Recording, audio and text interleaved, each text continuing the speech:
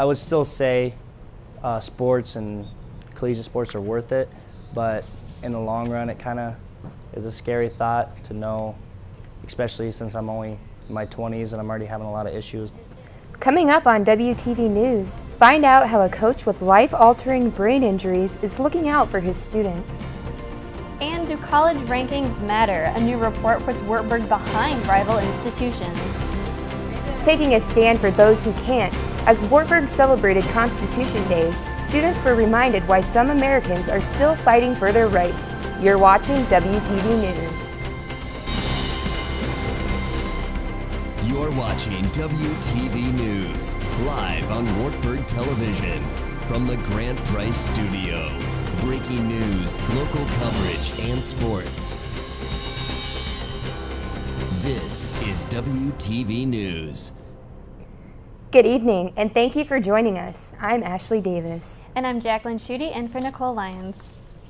When it comes to picking a college, any and all information can affect a student's decision.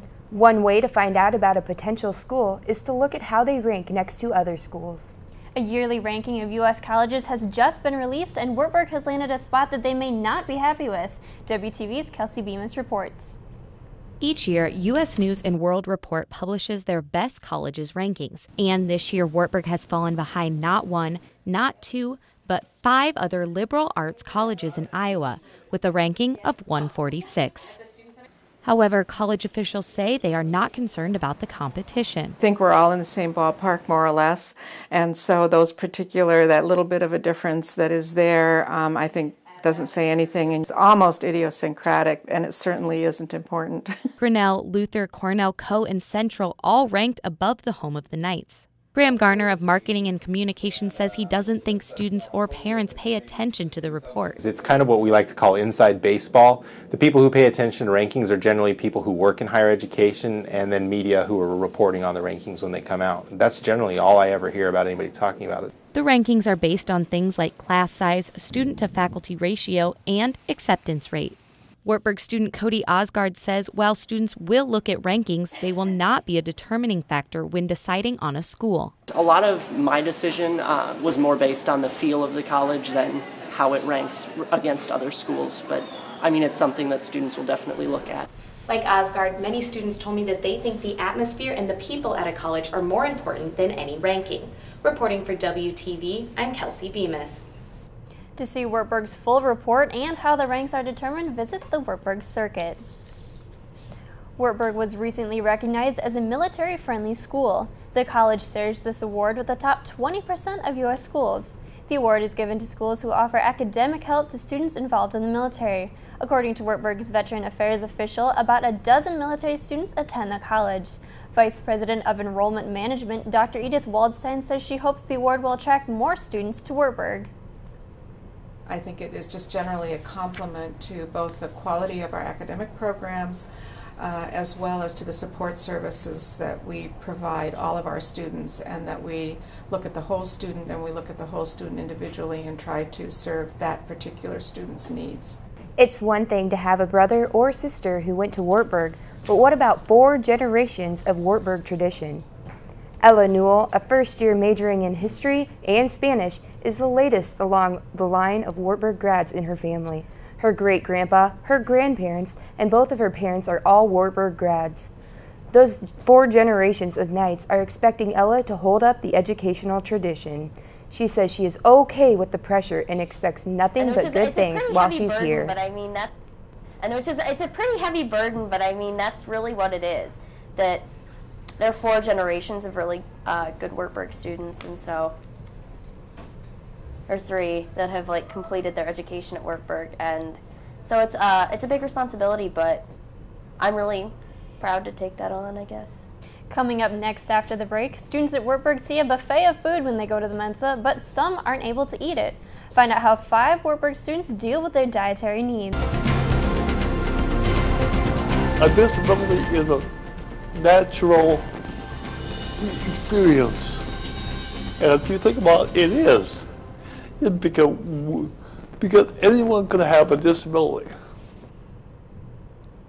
Welcome back to WTV News. Constitution Day commemorates the signing of the United States Constitution on September 17, 1787. This celebration recognizes the rights American citizens are granted under our Constitution.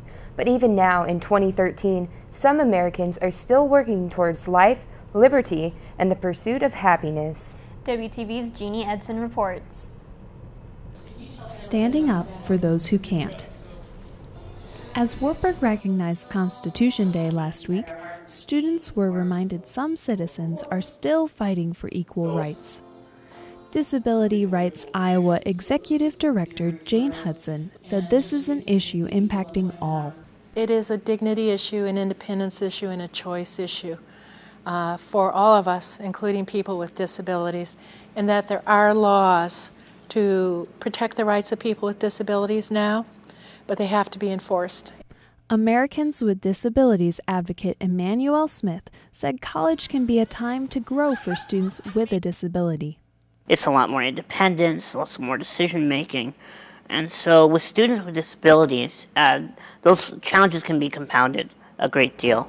So a way to address that is to have a strong disability services person on campus who can help students transition to that kind of life, and also for students to be aware of the challenges that their fellow students might face who have disabilities, and better enable them to transcend those challenges and be full participatory students and members of the college community. Reporting for WTV, I'm Jeannie Edson.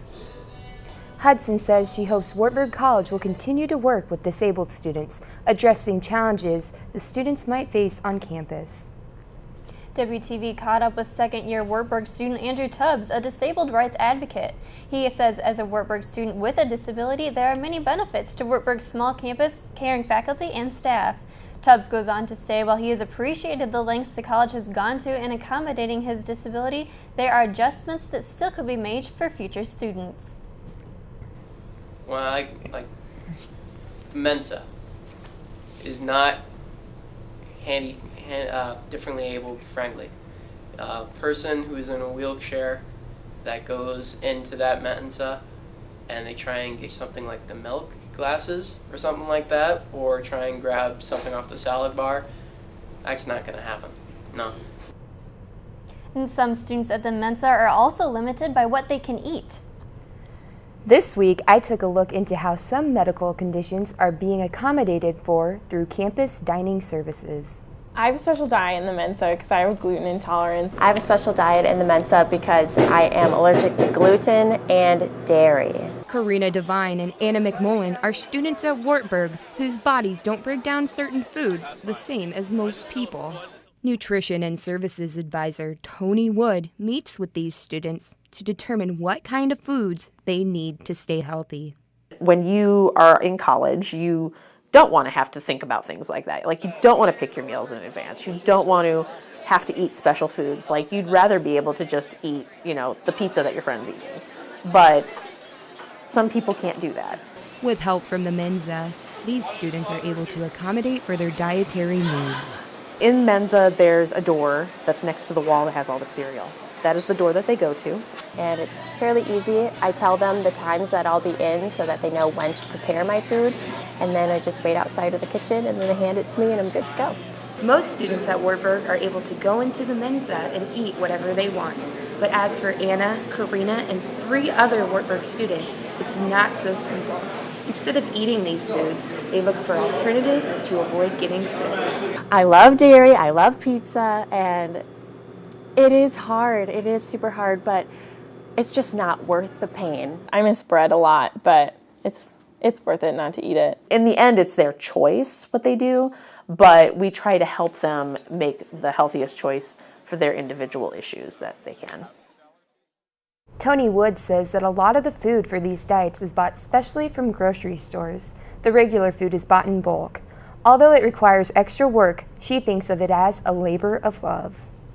And coming up next after the break, the Waverly community will soon be able to save some time when they recycle thanks to a new truck. And stay tuned to find out how sports have affected the life of one Eastern Iowa teacher. It's officially high school football season, and that means fields are full of players sporting their school colors on their helmets and their uniforms. But even with all the gear football players wear, some are still getting seriously hurt. I talked with one Eastern Iowa football player who had to make a hard decision about his future of playing sports.